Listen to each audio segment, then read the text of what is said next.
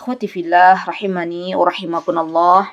Kita masih membahas tentang serial nasihat ya dari kitab Nasihati lin Nisa karya Ummu Abdillah bin Syekh Muqbil rahimahullahu taala. Hari ini insyaallah kita akan membahas tentang al-muhafadhatu 'alal waqt, yaitu tentang pentingnya menjaga waktu kita, subhanallah, atau berharganya waktu kita. Beliau Ummu Abdillah atau penulis kitab ini, beliau menjelaskan tentang hakikat dunia. Ya, pertama, beliau menjelaskan tentang kehidupan kita di dunia ya. Sesungguhnya kehidupan kita di dunia, kata beliau, adalah negeri tempat diuji ya. Hiya dunya taqulu bimil'i fiha hadari hadaran min batshi wa fatki fala yaghrurkum minni ibtisamun faquli mudjikun wal fi'lu mubki. Kata beliau, subhanallah, dunia itu adalah sebuah tempat di mana Allah Subhanahu wa taala menjadikan dari sebuah namanya saja ad-dunya itu adalah rendah. Ad-dunya, kalau kita lihat ya teman-teman, adalah berasal dari kata ad-dunu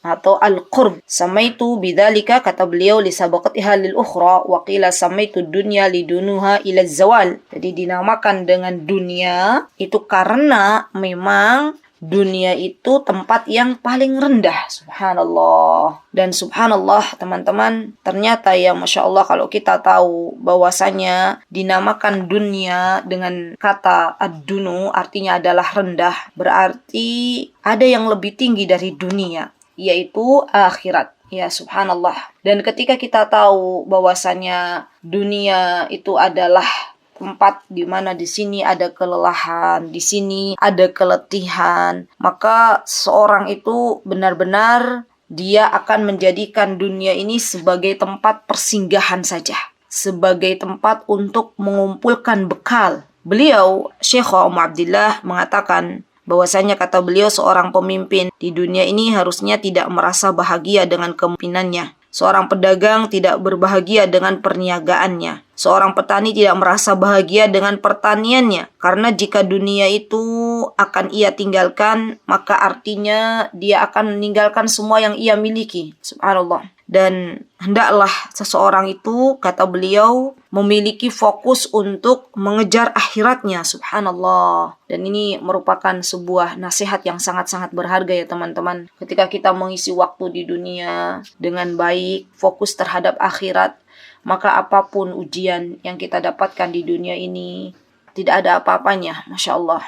Karena kita paham kehilangan dari sebuah dunia itu tidak ada artinya dibandingkan dengan harus kehilangan akhirat kita. Dan kita tahu subhanallah, para ulama zaman dahulu ya, mereka itu sangat-sangat memahami betapa berharganya waktu. Masya Allah. Imam Ibnul Qayyim rahimahullah, beliau menyebutkan perkataan Imam Syafi'i rahimahullah. Kata beliau dalam kitab Al-Jawabul Kafi, kata Imam Ibnul Qayyim ketika menyebutkan apa yang dikatakan oleh Imam Syafi'i, al-waqtu sayf, waktu itu laksana pedang. Wa in qata'tuhu wa illa qata'atak.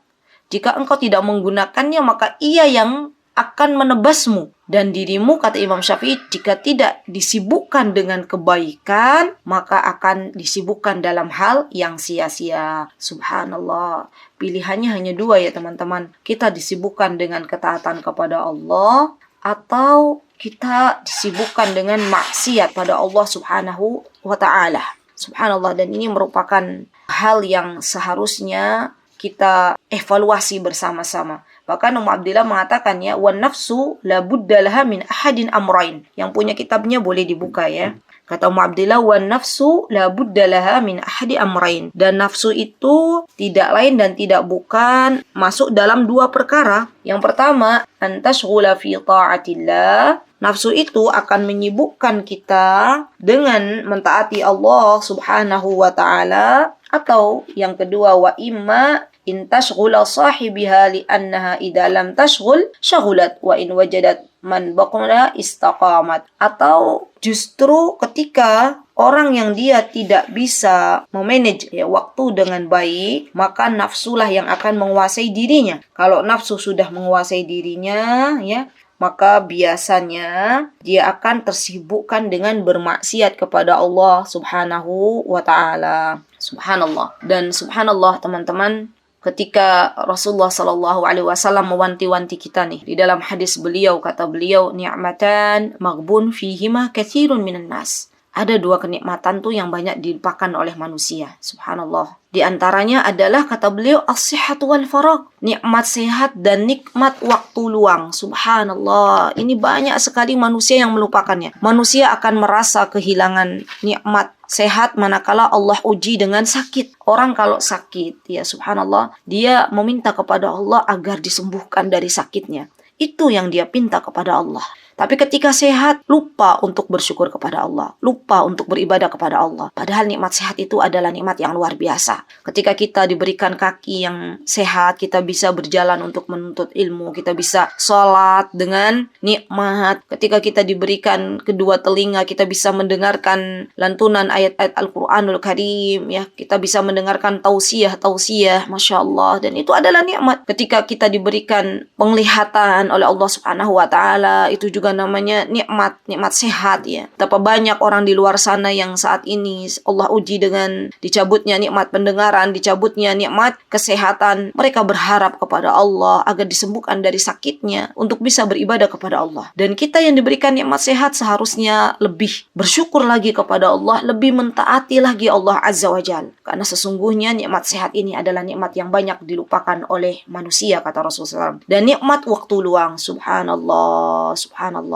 Nikmat waktu luang itu, subhanallah, itu adalah sebuah nikmat yang Allah berikan. Ibnul Hajar, beliau berkata dalam kitab beliau Fathul Bari, ketika beliau mengatakan dengan hadis ini, beliau mengatakan bahwasanya seseorang itu tidaklah dikatakan memiliki waktu luang hingga badannya yang sehat. Maka barang siapa nih yang mendapatkan badannya sehat, mendapatkan waktu untuk bisa beramal sholih, kata Ibnu Hajar, maka bersemangatlah agar tidak tertipu dan lalai dari bersyukur kepada Allah Subhanahu wa Ta'ala. Dan di antara bentuk bersyukur kita kepada Allah adalah dengan melakukan ketaatan dan menjauhi larangannya. Subhanallah ya. Jadi benar-benar nanti nikmat yang Allah berikan kepada kita ini, teman-teman, subhanallah, akan Allah mintai pertanggungjawabannya. Kata Ummu Abdillah di sini, kata beliau, qala al-Hafidz Ibnu Katsir fi ma'na hadzal hadis. Beliau menukilkan perkataan Ibnu Katsir ketika menjelaskan ni'matani maghbun fihima katsirun minan nas, as-sihhatu wal faragh.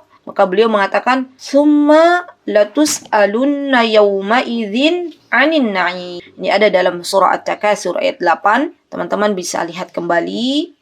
Allah Subhanahu wa Ta'ala menegaskan, summa, kemudian latus alunna, kamu pasti akan ditanya. Kita nih semuanya akan ditanya anin naim, tentang kenikmatan ya, yang mana kenikmatan di dunia ini terkadang manusia itu selalu berfoya-foya atas nikmat yang Allah berikan ya, Masya Allah. Wa ma'na hadza, kata Ummu Abdillah, annahum muqassiruna fi syukri hataini ni'matain, la yaqumuna biwajihima wa man la yaqumu bihaqqin ma wajaba alaihi fahuwa maghbun. Dan orang-orang banyak yang muqassirun, banyak yang tidak bersemangat atau banyak yang melalaikan dari kedua nikmat ini, dan mereka tidak bisa menjaga kewajiban-kewajiban yang harus ia tunaikan. Maka barang siapa yang tidak fokus terhadap kewajiban kepada Allah Subhanahu wa Ta'ala, apa yang menjadi kewajibannya ya, barang siapa kita misalnya sebagai seorang hamba, maka kita punya kewajiban untuk beribadah kepada Allah. Kita sebagai umat Nabi Muhammad SAW, maka kita punya kewajiban untuk mentaati Rasulullah SAW. Kita sebagai istri punya kewajiban untuk taat kepada suami kita.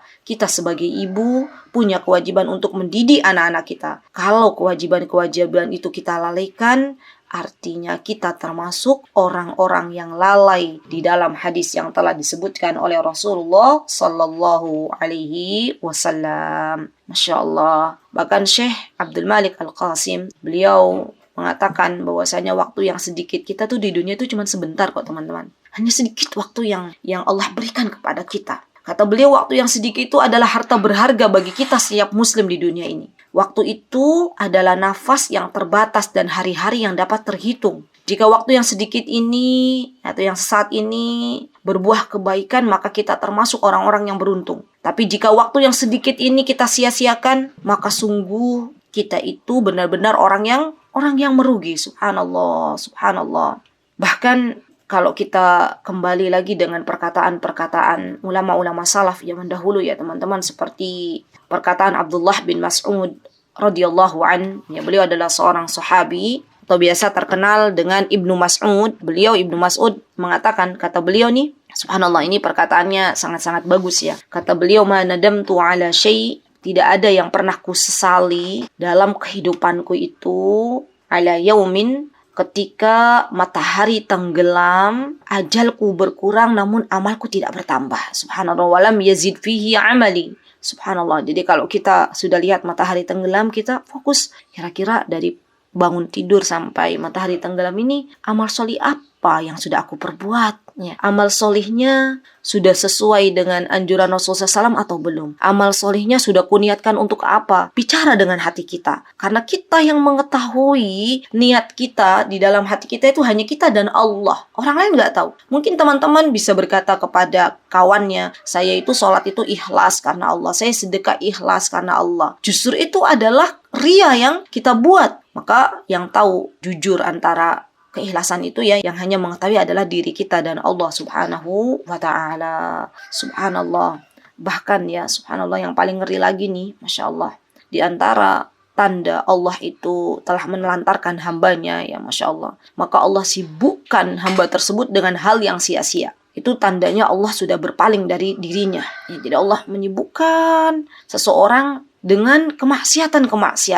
Masya Allah, subhanallah ya. Maka kita jangan sampai kita menggunakan waktu yang Allah berikan itu untuk hal-hal yang melalaikan diri kita dari akhirat kita. Ya subhanallah. Dan banyak sekali ya perkataan Imam Ibnul Qayyim. Teman-teman nanti bisa lihat kembali tentang berharganya nikmat waktu. Bahkan beliau mengatakan di dalam kitab beliau nih, Al-Jawabul Kafi, yang punya kitab Imam Ibnul Qayyim boleh dibuka lagi ya. Beliau banyak sekali menukilkan ya, atau beliau banyak berkata di kitab Al-Jawabul Kafi itu, kata beliau, kalau waktu itu kita habiskan hanya sekedar untuk mengikuti hawa nafsu, hanya sekedar untuk berangan-angan, hanya untuk dihabiskan untuk tidur, dihabiskan untuk berfoya-foya, maka kata beliau, sungguh, kata Imam Ibnul Qayyim, kematian itu lebih layak bagi dirinya. Subhanallah. Subhanallah. Ya, subhanallah. Jadi memang waktu itu adalah sebuah hal yang dia bisa menjadikan seseorang itu diangkat derajatnya di hadapan Allah Subhanahu wa taala, dan bisa menjadikan seseorang itu diseret ke dalam nerakanya Allah Subhanahu wa taala. Sangat-sangat berharga ya teman-teman. Maka ini yuk kita mulai mengatur waktu kita ya, di antaranya yang bisa kita lakukan, insyaallah nanti saya akan share bagaimana memanage waktu kita di bulan Ramadan ya, Masya Allah, karena tentunya waktu yang Allah berikan itu kan terdiri dari siang dan malam, dan itu laksana modal perniagaan. Orang kalau berdagang saja itu kan nggak mau rugi. Begitu pula waktu kita, jangan sampai datang Ramadan kemudian kita habislah waktu kita dari awal bulan Ramadan sampai akhir bulan Ramadan kita tidak mendapatkan apa-apa. Kita tidak bisa memanage waktu kita dengan baik. Masya Allah. Nah, di antara yang bisa kita lakukan teman-teman pada bulan Ramadan, kita mulai runut dari sebelum terbit fajar. Yuk, bismillah ya nasta'inu billah. Kita belajar bagaimana mengatur waktu kita agar penuh dengan ketaatan kepada Allah. Maka di antara yang bisa kita lakukan sebelum terbit fajar, kita bisa menambah sholat kita. Kalau bulan Ramadan itu kan kita sudah sholat tarawih ya, sudah sholat witir. Kalau kita sholat tarawih, sholat witir itu misalnya ya bersama imam, maka kita jadi ini kan insya Allah ya sebentar lagi kan kita Ramadan nih. Maka ayo bareng-bareng ya kita memohon pertolongan kepada Allah, meminta kepada Allah Subhanahu wa taala agar waktu kita itu barakah. Minta kepada Allah, Allahumma barik lana fi awqatina, ya Allah, jadikan Ramadan ini Ramadan terbaik hamba di dalam kehidupan ini. Bisa jadi Ramadan ini adalah Ramadan terakhir. Belum tentu Ramadan tahun depan tuh kita bisa berjumpa kembali. Maka yuk kita mulai ya, mulai sebelum terbit fajar. Sebelum terbit fajar, teman-teman bisa ketika bangun dari tidur, kita mulai amalkan sunnah Nabi kita Muhammad SAW. Baca doa ya, mengusap muka itu, mengusap bekas tidur itu dengan tangan kita. Kemudian setelah itu kita berwudu dan kita bisa sholat. Nah, bagi teman-teman yang sudah sholat witir pada waktu tarawih ya, setelah Isya, maka tidak perlu lagi mengulang witir, karena witir itu 1 kali dalam 1 malam. Jadi bisa sholat untuk menambah sholat kita. Nah, setelah kita sholat, kemudian kita bisa banyak-banyak beristighfar, ya, banyak-banyak beristighfar, duduk, banyak-banyak berdoa kepada Allah Subhanahu wa taala, karena di sepertiga malam itu adalah waktu diijabahnya doa-doa kita. Subhanallah. Kalau misalnya bagi teman-teman yang belum menunaikan sholat witir dengan imam, maka boleh sholat witir. Kalau sudah sholat witir dengan imam, maka tidak perlu mengulangnya kembali. Baru setelah itu kita siap-siap untuk sahur, ya, siap-siap untuk sahur, dan jadikan sahur itu diakhirkan, ya teman-teman. Ini kita niatkan untuk mengikuti sunnah Nabi kita Muhammad SAW, ya, diakhirkan. Dan jangan lupa makan sahur, ya, dengan sesuatu yang halal dan thayyib. Dimakan sahurnya itu bukan dengan makanan-makanan yang tidak baik, tapi makanan-makanan yang baik. Diakhirkan waktu sahurnya agar mendapatkan pahala dari Allah Subhanahu wa taala, dan kita makan sahur dengan makan makanan yang halal dan thayyib. Baik, kemudian setelah kita makan sahur, kemudian datanglah waktu sholat subuh, kita bergegas untuk sholat subuh. Ya, jangan menunda-nunda, karena kita kalau menunda-nunda waktu sholat, belum tentu kita masih diberikan kehidupan oleh Allah Subhanahu wa taala, dan kita ingin ketika nyawa ini diambil kita sudah melaksanakan kewajiban-kewajiban kita. Dan ketika kita sholat subuh, jangan lupa juga untuk sholat sebelum subuh. Jangan ditinggal untuk sholat sebelum subuh. Karena ini walaupun itu sunnah, ya, tapi subhanallah pahalanya luar biasa. Lebih baik dari ibadah dunia serta isinya, Masya Allah. Kemudian kita sholat subuh, setelah itu berzikir kepada Allah Subhanahu wa ta'ala. Jangan lupa juga untuk zikir pagi. Dan setelah melaksanakan zikir pagi, kita bisa menunggu sampai syuruk. Bisa dengan membaca Al-Quran, bisa dengan mendengarkan tausiah misalnya. Setelah syuruk, waktu terbit matahari, maka kita tunggu sejenak, baru kemudian sholat 2 rakaat, sholat syuruk. Teman-teman sudah dapat pahala umrah, Masya Allah, ya. Setelah kita sholat syuruk, ya boleh nanti kita dilanjut untuk sholat duha. Dan ini nih biasanya waktu-waktu genting teman-teman untuk berjuang agar tidak tidur kembali. Di setelah subuh itu memang benar-benar waktu yang harus kita berjuang, karena biasanya kalau sahurnya itu kekenyangan, ya, makan banyak, itu biasanya akan datang ngantuk, ya. Jadi kita gerak badan kita, melakukan sholat duha, dan boleh juga berolahraga, ya, boleh berolahraga itu subhanallah diniatkan agar kita mendapatkan badan yang sehat. Dan kalau badan kita sehat, ibadah kita juga bisa nikmat, ya, Masya Allah. Nah, bagi para ibu-ibu yang biasanya ya sudah melaksanakan sholat duha, sudah berolahraga, baru biasanya menyiapkan untuk anak-anak kan ya. Kalau anak-anak mau nuntut ilmu, atau bagi bapak-bapak yang mau bekerja, yang mencari nafkah, itu juga harus bersiap-siap. Nah, dalam beraktivitas ini teman-teman, jadikan lisan kita itu berzikir kepada Allah Subhanahu wa taala. Kita bisa ketika sambil misalnya anak kita masih kecil, kita sambil nyuapin anak kita misalnya, ya. Kemudian kita baca subhanallah bihamdihi subhanallahil azim, atau kita baca sayyidul istighfar, Allahumma anta rabbi la ilaha illa anta khalaqtani wa ana abduk. Terus lisannya itu tidak kering dari zikir kepada Allah Subhanahu wa taala, ya. Di apapun aktivitas kita, terus kita manfaatkan sebaik-baiknya waktu kita untuk banyak-banyak berzikir kepada Allah Subhanahu wa taala. Masya Allah. Nah, setelah kita memanfaatkan setiap waktu detik kita untuk banyak berzikir kepada Allah Subhanahu wa taala, baru sebelum sholat duhur, misalnya kita bisa kalau mau qailulah, boleh qailulah. Qailulah itu tidur siang, ya, tidur siang sebelum waktu duhur, itu bisa kita lakukan dan niatkan untuk mengikuti sunnah Nabi kita Muhammad Sallallahu Alaihi Wasallam. Subhanallah teman-teman, kalau kita meniatkan sesuatu amal solih itu untuk mengikuti apa yang dianjurkan oleh Rasulullah Sallallahu Alaihi Wasallam, maka kita dapat pahalanya. Rasulullah SAW menyuruh kita untuk qailulah, untuk tidur. Kata beliau, tidurlah, ya, qailulah lah, istirahatlah. Karena sesungguhnya syaitan itu tidak pernah qailulah. Masya Allah. Jadi qailulah ya teman-teman, dengan niat untuk mengikuti anjuran Rasulullah Sallallahu Alaihi Wasallam. Kemudian setelah itu kita bangun dari qailulah, bangun dari istirahat, siap-siap untuk sholat duhur, ya, siap-siap untuk sholat duhur. Dan bisa sebelum duhur kita isi dengan sholat qobliyah atau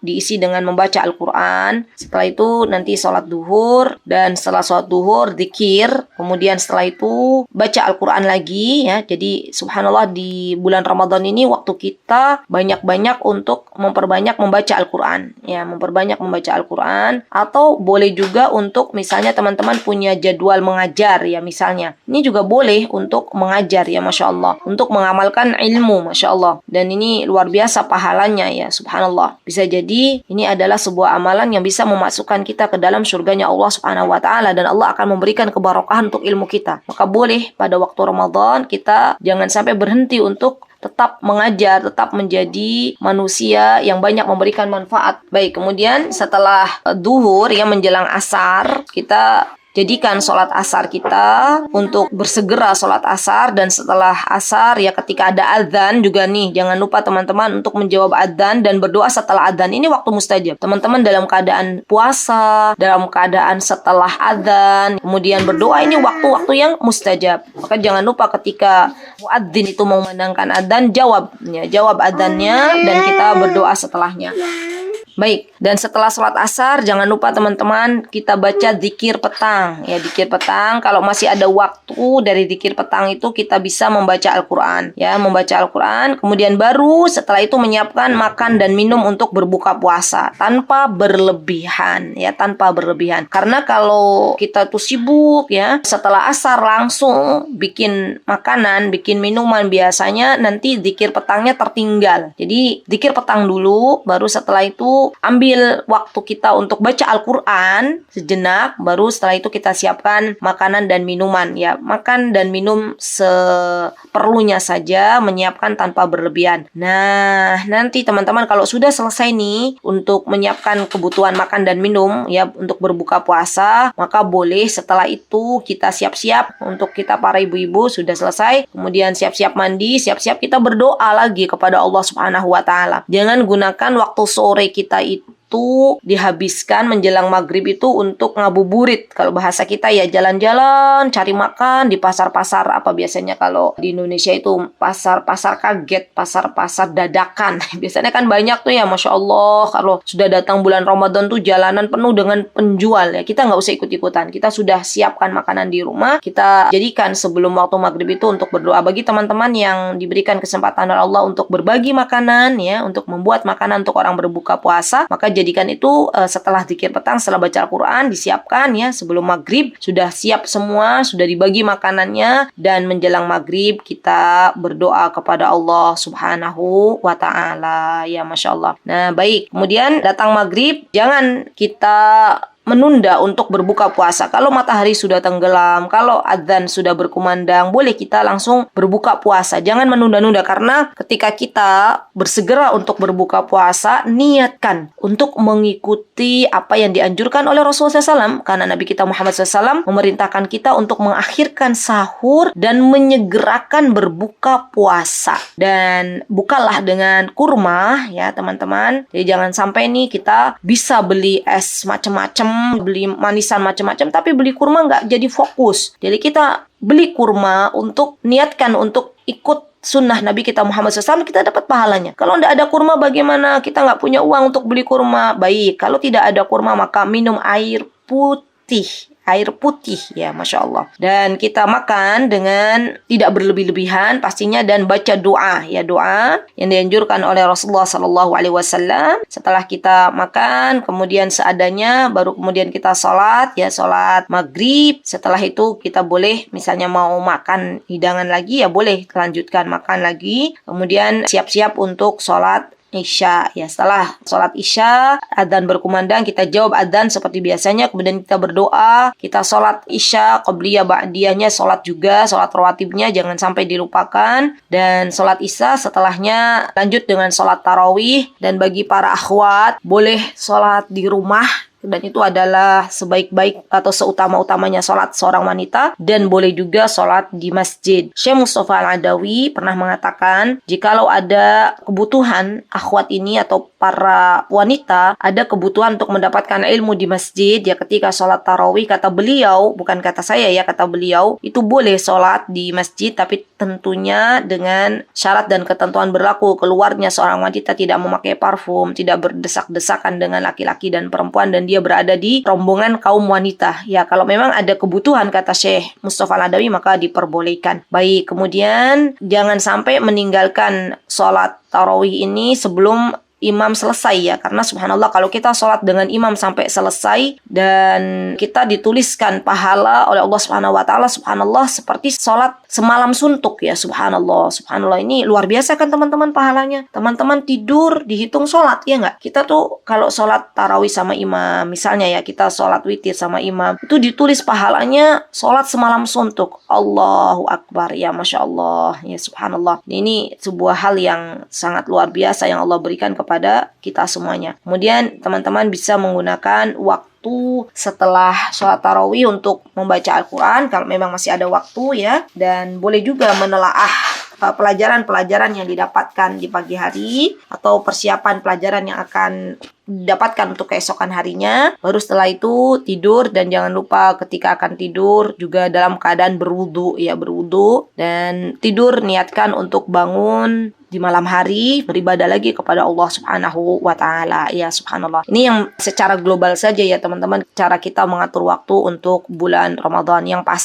pasti kita usahakan ya membuat batasan waktu itu untuk setiap aktivitas ya. Jadi dari awal bangun tidur sampai jam berapa nih kira-kira, kayak dulu itu loh kita bikin, kalau waktu zaman SD kan bikin jadwal jam sekian sampai sekian ngapain, jam sekian sampai sekian ngapain, nggak apa-apa, sudah emak-emak, sudah ibu-ibu, nggak apa-apa bikin lagi. Dan yang pasti ini tinggalkan hal-hal yang sia-sia, karena ini merupakan sesuatu yang tidak disarankan atau tidak dianjurkan oleh Rasulullah Shallallahu Alaihi Wasallam. Beliau mengatakan min husni islamil mar'i tarkuhu ma la ya'ni ya. Di antara kebaikan Islam seseorang itu adalah meninggalkan hal-hal yang sia-sia. Masya Allah, Masya Allah. Subhanallah, bahkan Ummu Abdullah juga mengatakan di dalam kitab beliau ya, beliau mengingatkan kita lagi bahwasanya hendaklah kita meninggalkan hal yang sia-sia. Dan beliau dalam halaman 23, beliau memberikan nasihat terbaik untuk kita semuanya. Masya Allah, ini bagus banget ya nasihatnya. Kita bisa melihat apa yang beliau nasihatkan. Kata beliau, subhanallah, badiru bil a'mal ya. Beliau mengatakan dari hadis Nabi kita Muhammad SAW dari Abu Hurairah, badiru bil a'mali fitanan ka qita'il lailil mudlim yusbihur rajulu mu'minan wa yumsi kafiran yabi'u dinahu bi'ardin minad dunya. Masya Allah. Kata Abu Hurairah dalam hadis ya, yang telah diriwayatkan oleh Abu Hurairah, Rasulullah SAW bersabda, badiru bil a'mal, kita itu harus bersegera di dalam beramal, dalam menyambut amal soleh.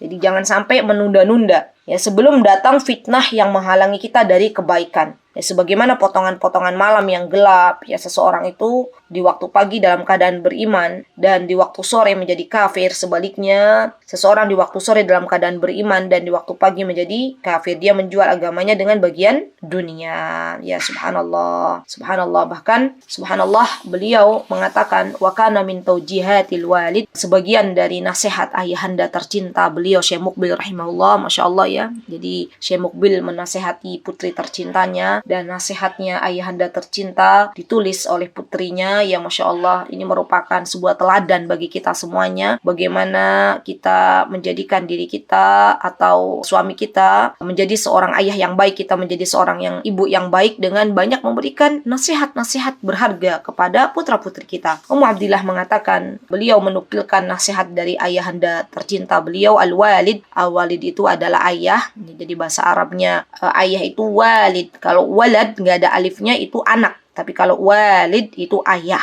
Ijtahidu, kata Syekh Muqbil ya, ijtahidu qabla an ta'tikumus shawarif ya, subhanallah. Beliau memberikan nasihat ya, dengan sebuah nasihat, hendaklah kalian itu ijtahidu, bersungguh-sungguh dalam hal kebaikan, dalam hal amal salih, sebelum datang kepada kalian perkara-perkara yang memalingkan kita dari kebaikan. Subhanallah. Ini ya teman-teman, Masya Allah, luar biasa kebaikan yang Allah berikan kepada kita semuanya. Kita mesti untuk terus bersegera dalam mengamalkan amal solih karena kita tidak pernah tahu amal solih itu ditutup oleh Allah Subhanahu wa Ta'ala itu kapan.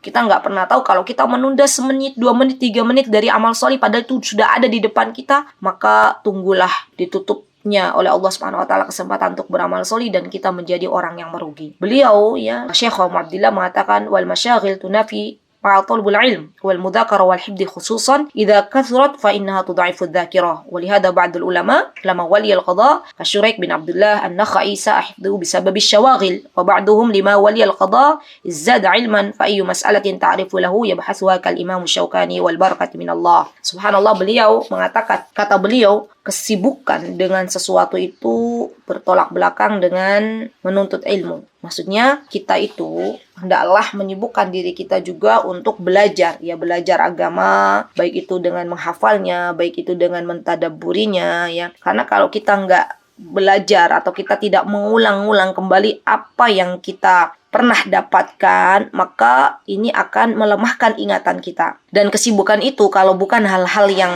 benar-benar bukan diridhoi oleh Allah Subhanahu wa Ta'ala, maka ini akan menjadikan hafalan-hafalan kita yang awalnya kuat, maka itu akan menjadi lemah. Beliau menyebutkan seorang qadhi yang bernama Syuraik bin Abdullah An-Nakhai, juga beliau menyebutkan Al-Imam Asy-Syaukani. Ya, Imam Asy-Syaukani ini adalah seorang ulama besar dari negeri Yaman, ya Masya Allah, yang banyak didatangi oleh para thalabul ilm. Ada juga di Yaman itu seorang ulama bernama As-San'ani. San'ani dari tempat San'a, ya. Beliau juga sangat-sangat menyibukkan dirinya dengan ilmu. Bahkan Ibnu Rajab Al-Hambali, beliau pernah menyebutkan tentang biografi Ibnu Aqil Al-Hambali. Beliau mengatakan Ibnu Aqil ini seseorang yang selalu menyibukkan dirinya dengan ilmu. Sampai-sampai aku pernah melihat tulisannya Ibnu Aqil, katanya Ibnu Rajab, kata beliau, tidak selayaknya aku menyia-nyiakan usiaku meski sesaat. Maka apabila telah lelah lisanku dari mengulang-ulang hafalan, dari berdiskusi, dan ketika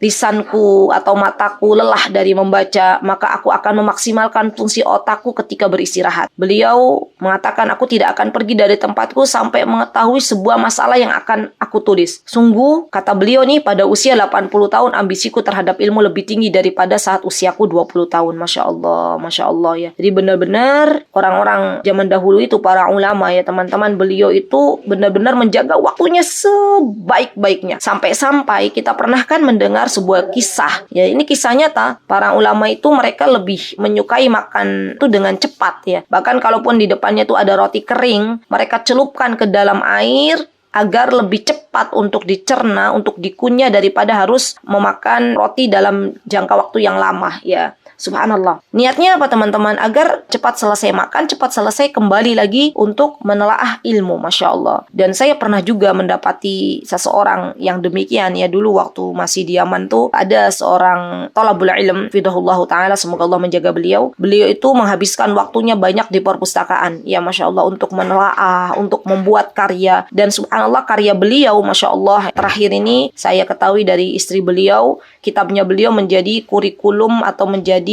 acuan untuk para penuntut ilmu yang ada di Madinah An-Nabawiyah. Ya Masya Allah, di Universitas Madinah itu karya beliau dijadikan sebagai rujukan. Masya Allah, Masya Allah. Karena saya tahu dari istri beliau, beliau itu sangat sibuk sekali dengan ilmu, dengan belajar menelaah, ya Masya Allah, dengan belajar menulis, ya meninggalkan karya-karya terbaik. Karena yang perlu kita pikirkan teman-teman, apa yang akan kita tinggalkan sebelum kita pergi, apa yang akan kita tinggalkan dari karya terbaik kita sebelum kita pulang menghadap Allah Subhanahu wa Ta'ala. Harus ada sebuah karya yang bisa kita tinggalkan, yang itu akan menjadi amal jariyah bagi kita semuanya. Jangan sampai kita kembali kepada Allah Subhanahu wa Ta'ala, kita tidak meninggalkan jejak apapun ya. Tinggalkan jejak-jejak kebaikan sebelum Allah mencabut nyawa kita masing-masing, dan kita tidak akan pernah tahu kapan Allah mencabut nyawa kita. Jadi yuk berlomba-lomba dalam ketaatan kepada Allah, berlomba-lomba dalam memaksimalkan waktu yang Allah berikan kepada kita, karena sejatinya kita akan menghadap Allah dan waktu waktu akan ditanya oleh Allah Subhanahu wa taala. Semoga Allah Subhanahu wa taala menjadikan kita semuanya orang-orang yang pandai mengatur waktu. Semoga Allah Subhanahu wa taala memberikan kepada kita semuanya keberkahan waktu, dan semoga Allah Subhanahu wa taala meridhoi kita semuanya. Barakallahu fi kunna jami'an, itu yang bisa saya sampaikan. Pastinya jika ada kesempurnaan datangnya dari Allah Subhanahu wa taala, jika ada kesalahan datangnya dari saya pribadi, saya mohon maaf yang sebesar-besarnya. Aqulu qauli hada wastaghfirullah li wa lakum wa akhiru da'wana alhamdulillahi rabbil alamin. Wassalamualaikum warahmatullahi wabarakatuh.